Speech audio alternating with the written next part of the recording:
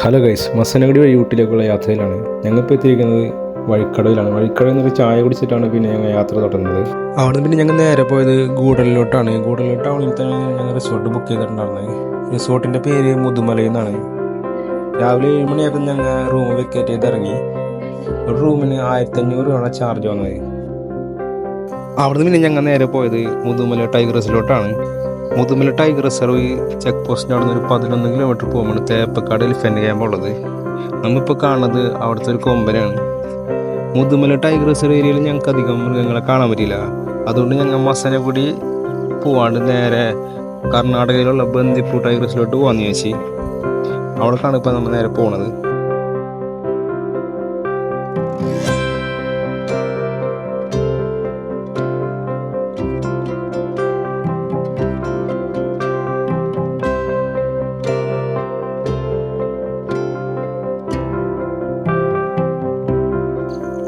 Bandipur check post എത്തിയപ്പോൾ ഞങ്ങൾക്ക് നല്ല പ്രതീക്ഷ ഉണ്ടായിരുന്നു ഏതെങ്കിലുമൊക്കെ മൃഗങ്ങളെ കാണാൻ പറ്റുന്നു. പ്രതീക്ഷിച്ചപ്പോൾ തന്നെ ഞങ്ങൾക്ക് ഫസ്റ്റ് തന്നെ കിട്ടിയത് ഒരു കൊമ്പനാണ്. അതും നല്ല മാസം ഉണ്ടെന്ന് ഞങ്ങൾക്ക് കിട്ടിയത്. അങ്ങനെ ഞങ്ങൾ വണ്ടി സൈഡാക്കി ആശാൻ്റെ വീഡിയോ കൊടുത്ത് അവിടെ നിന്ന്. പക്ഷെ ആശാൻ്റെ നോട്ടം അത്ര ശരിയില്ലാത്തതുകൊണ്ട് ഞങ്ങൾ അധികം നേരം അവിടെ നിന്നില്ല.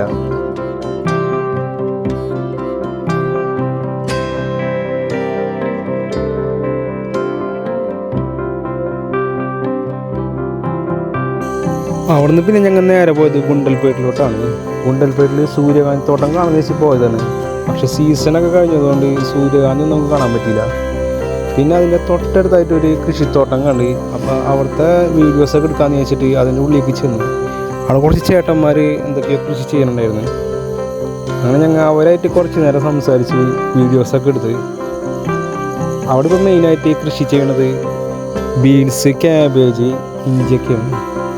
പക്ഷെ അതൊന്നും വിളവെടുപ്പിനുള്ള സമയമായിട്ടുണ്ടായിരുന്നില്ല.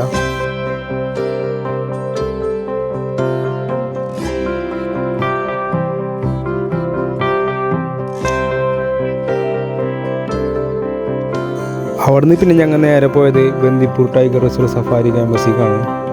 ഈവനിങ് 2:30 സഫാരിക്കാണ് ഞങ്ങൾ പോയത്. അവിടെ നമുക്ക് സഫാരിക്ക് പോകാൻ 3 ഓപ്ഷനുള്ളത്.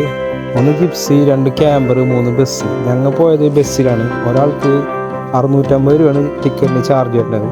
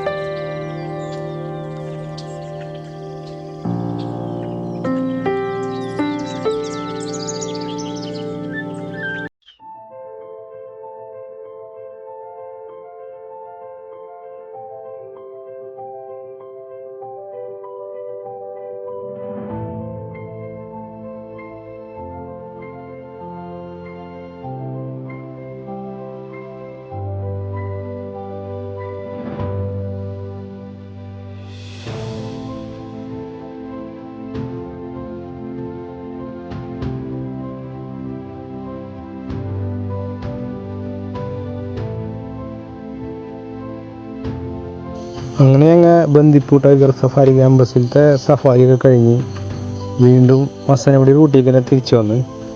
മസനഗുഡി റൂട്ട് ഒരു രക്ഷയില്ലാത്ത റൂട്ടാണ്.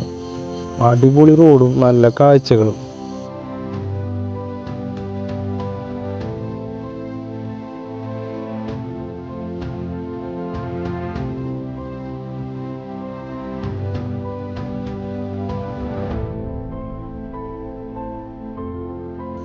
അങ്ങനെ ഞാൻ മസനഗുഡിയത്തെ കാഴ്ചകളൊക്കെ കണ്ട് കല്ലിട്ട് ചുരമൊക്കെ ഇറങ്ങി രാത്രി 9 മണിയായപ്പോഴത്തേനും ഊട്ടിയിലെത്തി.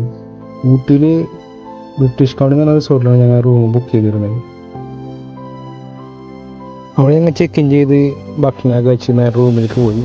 അപ്പോൾ ഊട്ടിയിലെ വിശേഷവുമായി നമുക്ക് അടുത്ത വീഡിയോയിൽ കാണാം.